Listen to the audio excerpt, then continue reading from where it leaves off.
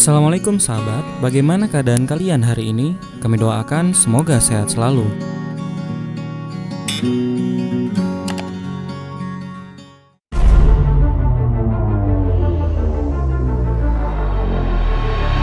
Misi putra mahkota, Muhammad bin Salman, yang ingin menjadikan Arab Saudi dan negara-negara Teluk seperti Eropa menuai banyak respon umat muslim. Banyak yang mengaitkannya dengan kebenaran hadis Nabi dan fitnah akhir zaman. Ini mengingat Saudi selama ini dikenal sebagai negara yang teguh pada prinsip-prinsip syariah. Apalagi dua tanah suci Mekah dan Madinah berada di negeri kaya minyak itu. Kini, peradaban di Saudi berubah menyusul adanya kebijakan Muhammad bin Salman yang dikenal dengan Vision 2013. Kebijakan ini merupakan jalan menuju modernisasi yang dicita-citakannya. Revolusi di Saudi Arabia terjadi setelah Muhammad bin Salman diangkat sebagai putra mahkota tahun 2017 lalu. Meski menuai pro dan kontra, kebijakannya mendapat pujian dari komunitas internasional, terutama negara barat. Sebagian warga Arab Saudi menyambut baik pidato sang putra mahkota yang menjanjikan perubahan bagi Arab Saudi dan juga negara-negara Arab lainnya di sekitar Teluk. Saat berpidato di depan anggota kerajaan dan sejumlah pemimpin negara-negara Teluk, Muhammad bin Salman menyatakan bahwa Arab akan menjadi Eropa baru. Negara-negara Teluk dapat mencontoh dua kota di Uni Emirat Arab, yaitu Dubai dan Abu Dhabi, yang sukses melakukan liberalisasi. Saya kira Eropa yang baru adalah Timur Tengah. Kerajaan Arab Saudi dalam 5 tahun ke depan akan berbeda. Bahrain juga akan berbeda, juga Kuwait, bahkan Qatar, walau ada perselisihan di antara kita, mereka juga akan berbeda total dalam 5 tahun ke depan, kata Muhammad bin Salman disambut tepuk tangan para pemimpin negara Teluk dan anggota kerajaan Saudi.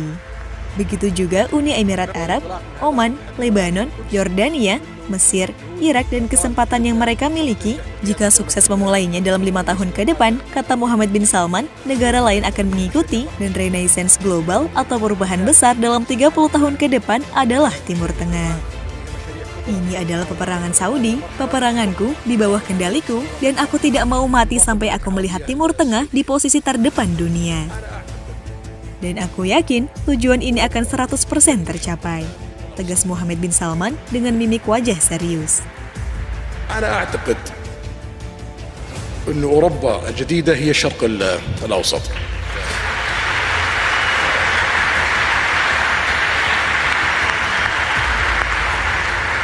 المملكة العربية السعودية في ال5 سنوات القادمة سوف تكون مختلفة تماما. البحرين سوف تكون مختلفة تماما. الكويت حتى قطر على خلافنا معاهم لديهم اقتصاد قوي سوف تكون مختلفة تماما بعد 5 سنوات. الإمارات، عمان، لبنان، الأردن، مصر، العراق والفرص التي لديها. إذا نجحنا في ال5 سنوات القادمة سوف تلتحق فينا دول أكثر، وسوف تكون النهضة القادمة في العالم 30 سنة القادمة في الشرق الأوسط إن شاء الله. هذه حرب السعوديين، هذه حربي اللي أخوضها شخصيا، ولا أريد أن أفارق الحياة إلا وأرى الشرق الأوسط في مقدمة مصاف العالم، وأعتقد أن هذا الهدف سوف يتحقق 100%. الله يعطيك طول العمر يا سيدي. Apa yang terjadi di Saudi hari ini dan visi Muhammad bin Salman menuju Eropa merupakan tanda-tanda akhir zaman dan dekatnya hari kiamat. Mari kita simak sabda baginda Nabi Muhammad SAW berikut. Tidak akan tiba hari kiamat hingga tanah Arab kembali hijau, penuh dengan tumbuhan dan sungai-sungai. Sahih Muslim, Kitab Az-Zakkah, Bab Kullu Naw'in Minal Ma'ruf, Sodaqoh Syar An-Nawawi. Salah satu proyek besar Saudi adalah menciptakan Green Riyadh. Kota-kota di Arab Saudi akan dibuat menghijau. Hal serupa juga diproyeksikan di wilayah lain di Arab Saudi. Fakta lain di Arab Saudi, yaitu dibebaskannya kaum perempuan keluar rumah tanpa didampingi mahram menyetir mobil sendiri. Selain itu, dibukanya pantai di dekat Jeddah untuk perempuan tanpa menutup aurat. Belum lama ini digelarnya Riyadh Season 2021 dengan parade dan konser musik rapper internasional Pitbull di kota Riyadh, dan masih banyak kegiatan lainnya yang jauh dari nilai-nilai Islam. Apa yang terjadi di Arab Saudi saat ini diidentikan dengan fitnah akhir zaman, negara yang dikenal ketat menjaga syariat Islam ini kini berubah mengikuti kebiasaan-kebiasaan di negara-negara Barat dan Eropa.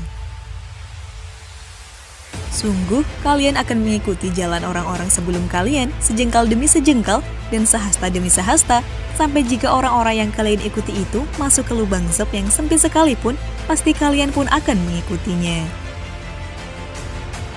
Kami, para sahabat berkata, "Wahai Rasulullah, apakah yang diikuti itu adalah Yahudi dan Nasrani?" Beliau menjawab, "Lantas siapa lagi?" Hadis riwayat Muslim nomor 2669. Kita melihat bukti nyata dari sabda Rasulullah di masa sekarang, banyak dari umat muslim bangga mengikuti kebiasaan, pola hidup dan budaya barat, padahal kehidupan di dunia ini hanyalah sementara dan fana.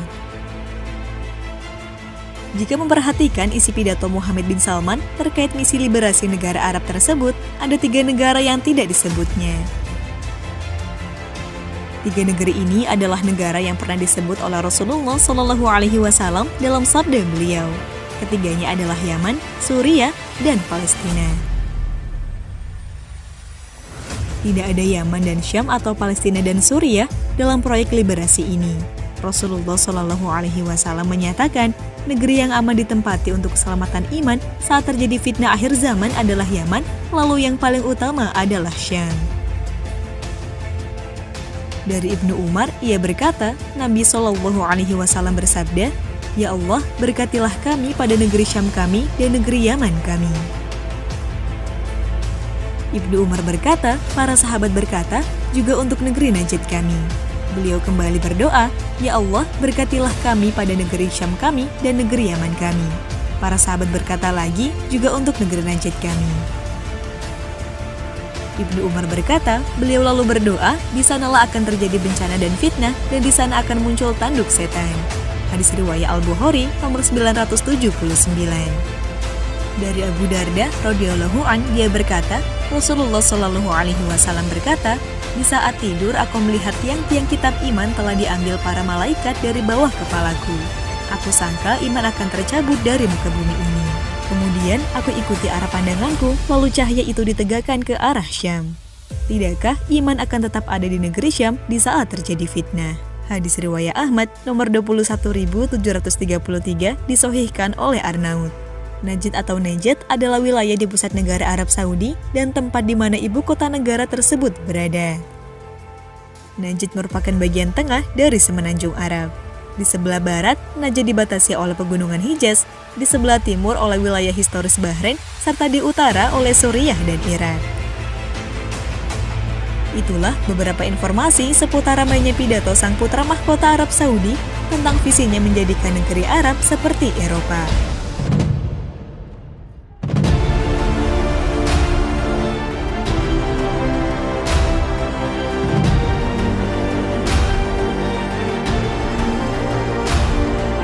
Masih banyak topik yang akan kita bahas. Silakan subscribe channel kami agar kita bisa lebih dekat dan bersama membahas berbagai topik menarik lainnya. Like bila Anda suka dan unlike saja bila Anda tidak suka dengan video seperti ini.